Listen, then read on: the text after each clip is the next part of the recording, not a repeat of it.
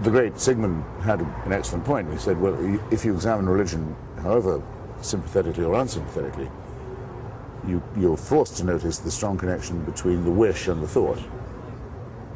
The element of wish thinking is unbanishable from religion, mainly because we're the only species that definitely knows that one by one we're going to die. To give someone the suggestion that maybe an exception could be made in their own case is making a fairly obvious offer. But there's no support group on this side. Well, that's our strength, that we don't need support groups. Precisely our strength. If I meet someone in Georgia or Manila or Calcutta who thinks like me, it takes a few minutes of conversation and society before we understand each other. I mean, of course, we know. There are millions of us all over the world.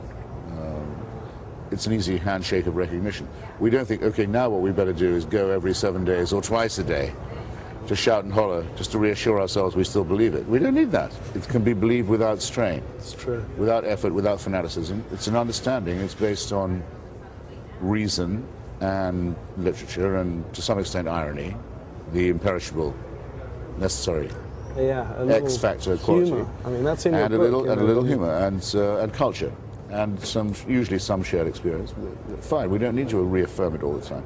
It's a sign of the weakness of religion that it keeps on needing to pump people up at mass rallies of one kind or another. That it needs constant reinforcement. Of course it needs that. It would crumble without it. Right. Have you ever had any phenomenon where you felt like the wind got behind you like it is at the moment? Have you had these moments where everything seems to be... No.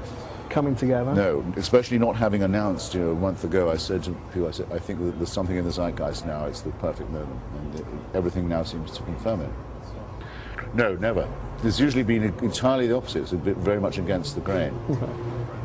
Well, you're millions of people think Henry Kissinger is a great statesman, a great intellectual. I know better, but all your work to do is like breaking rocks. Well, what are you going to do? Millions of secular people thought Mother Teresa was a saintly woman, instead of the douchebag and liar and thief that she actually was.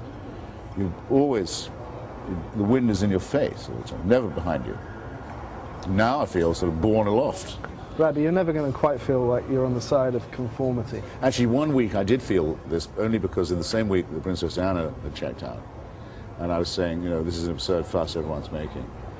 And I got, because I was the only person prepared to say so on TV, I was invited on. I was wearing makeup practically all week, feeling a fool in Washington, but it was fun, pushing back at this terrible sob fest. And then Mother Teresa died the same week, and I thought, oh, well, there is a God. Because there's only one person in the world who's written a book pissing on her, and they have to have me on again. Right. I was never off TV all week. It was preposterous, but I got some licks in. I didn't just have to shout back at the box all the time, watching the celebration of frauds, which is mainly what happens the rest of the year. You shouldn't seem so delighted about that. It's very bad for them. Well, I like it when bad people die. I don't love my enemies. That's why I think Christianity is immoral. Go love your own enemies, don't be loving mine.